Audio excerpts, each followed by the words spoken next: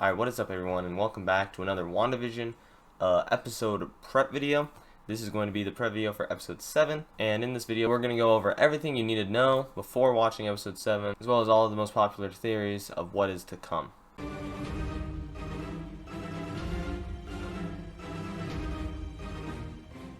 So this is the 90th episode, it's the Halloween episode, and it is the craziest episode of the series so far. This is our first full episode with Evan Peters' Pietro. So we see what his character is like and how he's either similar to MCU Quicksilver or versus the Fox Quicksilver, as well as we see how he's different than both of them. He has quite a few interesting lines in here, which we'll start to get about when we're talking about who he could possibly be. This is also the first episode that we see Speed and Wiccan, Tommy and Billy showing off their powers. Tommy his speed, Wiccan his telepathy and telekinesis. I think that's all he's shown right now, as far as I can remember. But Vision also gets very curious and eventually breaks out of the Hex, which leads to Wanda expanding the Hex, which leads to her sucking up every single Sword agent, except for Monica Rambeau and Jimmy Woo, who were lucky enough to be driving to go meet the guy to get the truck they need to smash through the barrier of the Hex, as well as Hayward and a couple of his compatriots were able to escape in a vehicle. Just barely though, man. So close. But speaking of Hayward, the first theory we're going to be going over is actually about Hayward, and it's a theory I've actually seen a lot this week about Hayward possibly being Ultron. I don't know how possible this is. If the Hex is technology-based rather than magic, that would support it, because, Ultron is technology-based. He doesn't really, if he was somehow influencing the Hex, it couldn't be magical, because Ultron doesn't have that magical capability. However, he is technology. Additionally, we see that Hayward has possession of Vision's body in some sword facility at some point in the show. We know that he's had him for a while. We know that Hayward didn't get snapped and Vision's body didn't just disappear or anything. So I think it's safe to assume that he's been trying to reverse engineer some version of Vision for a while now. Hence the name cataract, which a lot of people pointed out is a medical condition, which is essentially where the eye becomes slightly opaque and it causes your vision to be blurry, which could be, some sort of play on words with vision being vision. Additionally, probably the biggest support of this was in the animated series Avengers Assemble. Ultron is actually revealed to be disguised as Truman Marsh, who was a liaison working with the Avengers for the government. And it's just clear that he's a very shady guy. And some of that shade definitely lines up with Hayward. Not only does some of the shadiness line up with Hayward, but also just the archetype of Hayward in general. People have been pointing out is very similar to this Truman Marsh character. And so it's very reasonable to assume that it could be some sort of Ultron in disguise. I don't know how likely this is. If the Hex is made of technology rather than magic, it becomes more likely. Either way, Hayward wants something with Vision's body, whether it's just to create new weapons or whether it's, he is Ultron and he wants to create himself a new body. Whatever. Point is, he wants something with Vision and he's a sus guy, alright? So although I personally don't think that this is very likely to happen, I do think it would still be cool to see, and I wouldn't discredit it as a possibility just yet. I think we'll find out a little bit more in episode 7 about Hayward and what exactly he's hiding, especially since we saw Darcy hack into those files, and we saw them to, figure out that Hayward has had eyes inside of the Hex the entire time and has had a somewhat accurate head count of the amount of people in there. And as Jimmy Woo says, their living conditions currently and how alive they are, or their well-being. So I definitely think that episode 7 will be one where we find out a little bit more about what he's up to, but I don't know if it'll be more along the lines of, I think he'll have more attention in episode 7, but I don't know if that'll be him going to meet up with someone like saying, hey, we need help with this, things are going crazy, we barely made it out, all of my men just got sucked up in there, like stuff's going off the rails, or if it'll actually be us seeing a little bit behind his curtain and starting to see a little bit more of what the guy's up to behind the scenes. I do also think this will be the episode where Monica finally smashes through the barrier. I kind of thought it was going to be last episode just because, we've seen it in trailers all the way back, and it was mentioned, I think, as early as episode 4. It might have been episode 5, but either way, because it was mentioned so long ago, I kind of assumed that we would have already seen it by now. which makes me think, okay, it'll definitely be next time, since what else are Jimmy and Monica really going to do this episode They don't really have any other choice. They were already driving to meet that guy anyway. Chances are we'll find out who the aerospace engineer is, if it's the same person she was contacting, which it probably was, who that person is, and we'll probably see them actually get into the barrier, or at least smash through, and maybe we'll get a quick peek at what happens when they smash through, and then, you know, it'll be like a cliffhanger or something. But either way, I do think we'll see that. Alright, let's talk about the X-Men for a second, because I think since the start, obviously since when this show was announced, when the character of Scarlet Witch was introduced, House of M was always, you know, a thought. Even Elizabeth Olsen herself, in an interview for Age of Ultron that has blown up recently, has been talking about how, oh, I would love for them to do House of M, but, you know, that'll never happen. And, you know, with how the show is set up and just how it relates to that comic book line in some ways, and some of the similarities between them, obviously it is probably one of the most talked about relations to the story, and how are X-Men going to come back, or are mutants going to be introduced, and if they are, how are they going to be introduced? Is she going to make them? Like, that is one of the most talked about questions when it comes to WandaVision. And us getting confirmation that Monica Rambeau's cells changed when going in and out of the Hex twice, that's a big deal. And that just basically told everyone watching, hey, yo, Wanda's doing something to Monica's cells here. And since we know Monica has the photon powers in the comics, it's safe to assume that whatever Wanda's stuff did to Monica somehow changed her to where she gets these powers or now has access to them. I know a lot of people are saying they're just going to change Monica to be a mutant, and that'd be fine if they changed Photon to be a mutant rather than just get her powers from, like, what was it, like an energy blast or something? Yeah, she was exposed to extra dimensional energy and then, you know, was able to use it.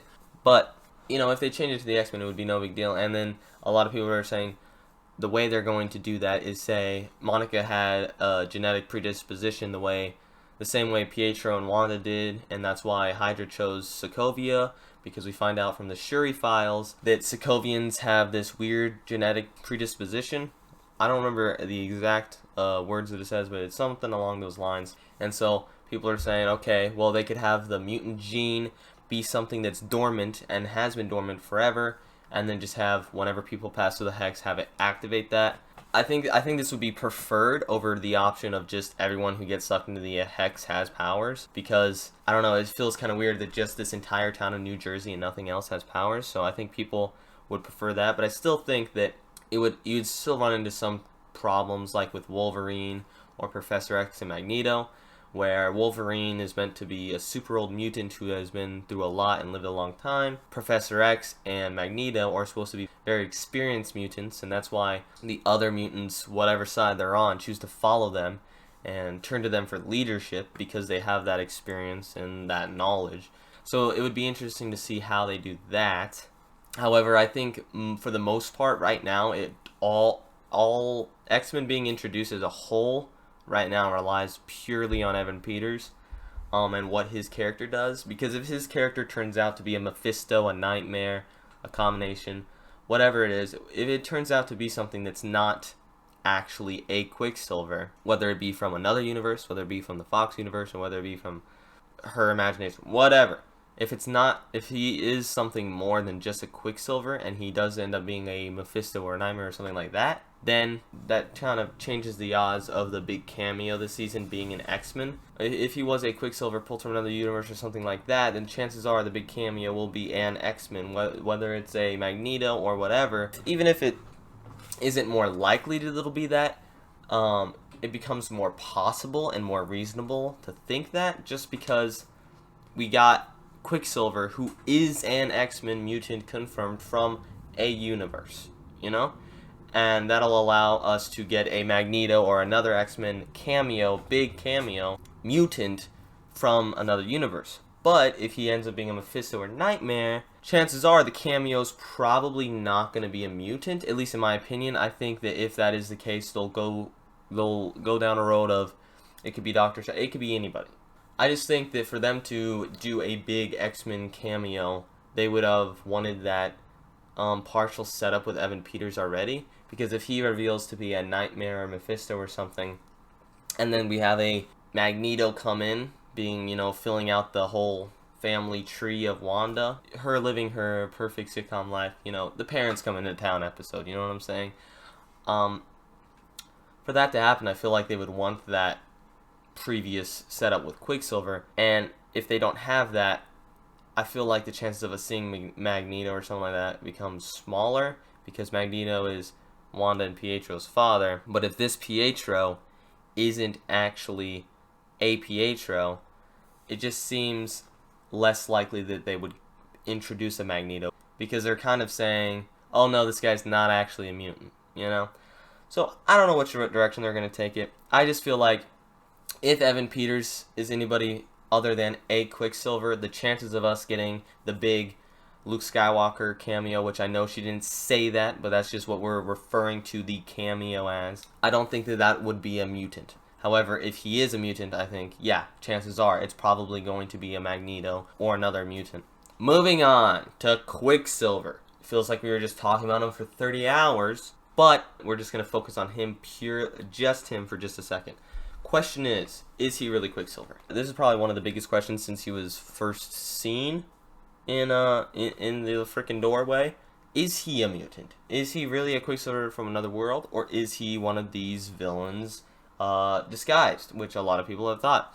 This episode, something that I didn't even register to think about whenever it first came out, was Quicksilver's speed. That speed kind of hints towards him being a speedster of some sort. I kind of just played it off in my head as, hey, if it is Mephisto, he's just putting on an illusion that he's using his speed or going really fast, or maybe he has the power to make himself go that fast, whether that's just in this hex or he just has super speed as well, whatever they want to say. I think it's probably more likely that being in the hex gives him a little bit more power over his own physical capabilities, so perhaps him being in the hex allows him to run really fast, making it look like he has super speed naturally, whether he does or not. Another thing with that is, if he wasn't really actually moving around at super speed and that was just an illusion, you would think that Tommy and Billy would kind of see through that, or at least Billy would be able to see that there's something else there. So chances are it's probably not just an illusion. It's probably either whatever entity is playing Pietro right now, they can also have super speed at least inside the hex. They don't have to afterwards. That could be a way that they explain it. Hey, inside this hex, they have a little bit more control over all of reality, so they can just let themselves do that. So I think it's either between that or simply that is a Quicksilver with Quicksilver powers, and it's not a big bad. And I guess you could go down the path of possession, like maybe Wanda plucks a Quicksilver, or the big bad plucks a Quicksilver out of another timeline, puts him in here, and then possesses him so he can use that Quicksilver super speed and maybe some of its memories as well. But I don't know. I feel like it's probably either the big bad has the ability to make themselves run at super speed inside the hex, or it is actually Quicksilver. Continuing the conversation of who could this big bad be, we go into Agnes.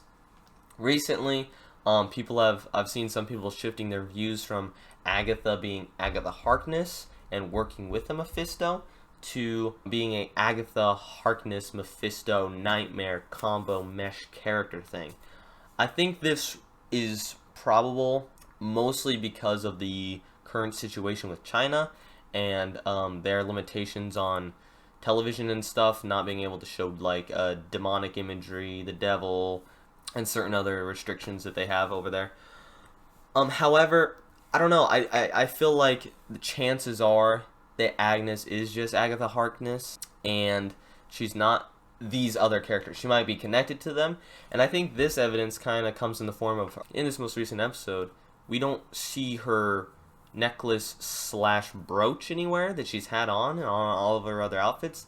And now there may have been another scene that I just missed it and that she didn't have it on her wardrobe, but I'm pretty sure this is the first episode we see her without it, and it's also the first episode Pietro's here, and it's after the kids get aged up quite a bit, so it seems like possibility of that pendant containing the essence of Mephisto or Nightmare, or like something along those lines, it having very closely to do with the big bad of the season. I think that is fair to assume.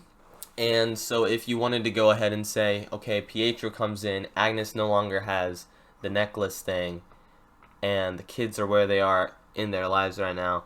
Maybe it was Nightmare or Mephisto or a combination. And inside Agatha is pregnant. It breaks out in the form of Pietro, and it's able to do that because of where the kids are in their life, or at least because they exist now.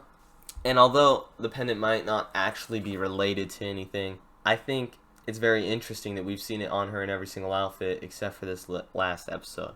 But either way, Quicksilver is very suspicious.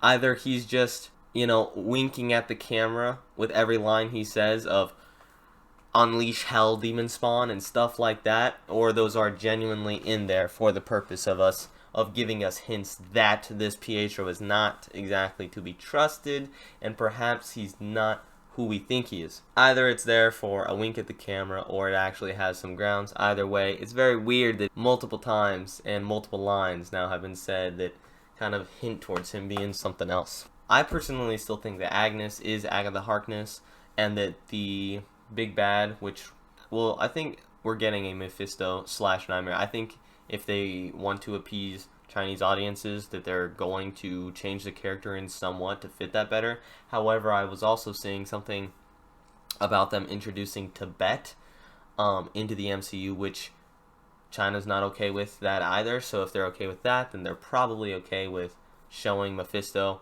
especially if it's just on Disney Plus. Disney Plus isn't even out in China yet, and so if they just keep Mephisto or characters like that to a minimum inside shows on Disney Plus, then they don't have to worry about their movies being blocked, just their shows, and they might not care as much about that. Either way, I think we're getting a Mephisto. This episode's going to be crazy. We're probably going to see Monica and Wu meet up with the aerospace engineer. I know some people are saying it could be Kelsey Grammer. Some people are saying Reed Richards. I think probably the most popular one right now, or at least in my opinion the most probable, would be Talos' daughter or a Skrull of some sort, just because of the whole confusion with the he, she pronouns that were used when in the translations. She says my guy multiple times, but it could have just been like my homie. But see, here's the thing. People are saying she could say my guy because it's a Skrull, and it's a guy here, and then she uses the feminine variations of the words in the other languages because it's also a female Skrull or something. But I feel like that would be weird. I feel like it's probably more likely that Talos, if it is like Talos' daughter or something like that, she just goes, yeah, I'm a girl, nice to meet you, and then even if she shapeshifts into a guy, it's still Talos' daughter, like it's still a girl. So I feel like Monica would probably still refer to her as she. I feel like she would probably say something more along the lines of my contact or something like that, which kind of was said. One person I was talking to actually went through the translations, and in a few of the languages, instead of it being my guy, it was my contact. So in that aspect, I could see it being more of a slang issue where it's just like my guy, my girl, my guy, my contact. I don't know, whatever you want to say. It could be that. I still think it's probably more likely that it was a hiccup and that it is a male aerospace engineer. However, either way, I don't really care. If we get a Skrull like Talos' daughter, cool. If we get a Reed Richards, what the hell? That's crazy. Cool. If we get a Kelsey Grammer or a Beast, cool. I know I was seeing one thing, that the aerospace engineer could possibly just be a cameo from a significant character, but wouldn't actually be significant yet. By this I mean Ulysses Claw. How whenever he first showed up in Age of Ultron, it was just kind of like, oh, who's this guy? Oh, he has vibranium, oh, cool. But then in Black Panther 2, he was actually like a more important character. So, we could see, a Hank McCoy who's not yet Beast, or something along those lines. A character who is significant, but isn't significant in the MCU yet. Someone who will be, and that, yeah, it could be an introduction for a character. I think that's very reasonable to assume that it's an introduction for a certain type of character, but if it is a big reveal, like, oh my gosh, this is Reed Richards who worked on it, it could be Reed Richards before he has superpowers. However, I know there are also some theories about the astronauts Hayward was talking about possibly being the Fantastic Four, and I know a lot of people were like, yeah, that would be kind of cool. So personally, I don't think they're going to introduce the Fantastic Four in the show. I just use Reed Richards as it's an easy to think of example, and it's heavily talked about as of right now. But no, I don't think we're going to see the Fantastic Four in this show. However, I do think we're going to see the aerospace engineer. We're going to figure out who it is, whether it's a girl, a guy, whatever. Moving on. I also think we're going to see a little bit more of Hayward, whether that's just him going and crying for help, or we see a little bit more of behind the curtains of what he's trying to do there, what he's planning, and who he really is in this situation. I think obviously, a heavy part of the show is going to be inside of the bubble. It's going to be dealing with all of these new characters that are suddenly coming into play, and Wanda now having to control not only a larger amount of area, but a way larger amount of people. She upped the scale of her required power quite a bit, and we saw that whether she's getting help from another force or not, those people on the edge of town, they were reserving power, you know what I'm saying? So now that we have all this extra land that she has to actively stay warped, and all of this and all of these new people introduced that she has to keep in control of, I think we could see some breakage there. I think that could be how they say, okay, this is why it's falling apart. She introduced all these new people to save Vision, but now she doesn't have enough power to control over them and keep control over them. So we're going to start to see this thing kind of break apart, or at least the characters have a little bit more awareness and a little bit more free will than they would have last episode, just because there's more of them and she can't control them as easily. I think Darcy will probably have a conversation with Vision or something like that. And I think either Monica's going to break through the barrier really soon in the episode, like first 30... by the way, the last episodes 7, 8, and 9 are reported to be 3 hours, or to be an hour each. So whenever I say early on, I mean like first half. Either we're going to see Monica break into the Hex during the first 30 minutes of the episode, and we'll see her in there throughout the second half a little bit, see her doing some stuff, or they'll save her actually busting through towards the very end and have that kind of be a cliffhanger for the next episode, where we spend most of that entire episode dealing with her inside of there. Either way, I think the kids are going to age up again as well. I think that either this episode or next episode, the kids are going to age up at least one more time to the point where they're teenagers and they can go into the Young Avengers role, and Marvel can have, young actors, take on those roles to be there for multiple movies. So I do think they're going to age up again pretty soon, and I think that Vision's going to have a lot of questions for Wanda. But anyway, thank you all so much for watching. I am once again very excited for episode 7. I feel every single video I put out, very excited for the next episode. But I am. This is going to be a crazy one because so much stuff is built up, and we had such a huge episode last time, that so much changed last time, that now, no matter what, this episode is going to be big because they have to deal with some of that. They have to talk about that. And, this is like the last half of the show. This is where things start to pick up, get pretty crazy, and turn into that big Avengers movie. That big ending that they were talking about. So, yeah, this episode is going to be crazy. I hope you guys are enjoying the show so far, and I hope you guys are enjoying these videos. Thank you all so much for watching and to staying to this point in the video. I really do appreciate it. And I will catch you guys after episode 7 for my breakdown. Peace out. I'm a space invader. I'll be a rock and rollin' bitch for you. Even if she's shapeshifts into a guy, whether that be all the other sword agents, but all the other sword agents seem to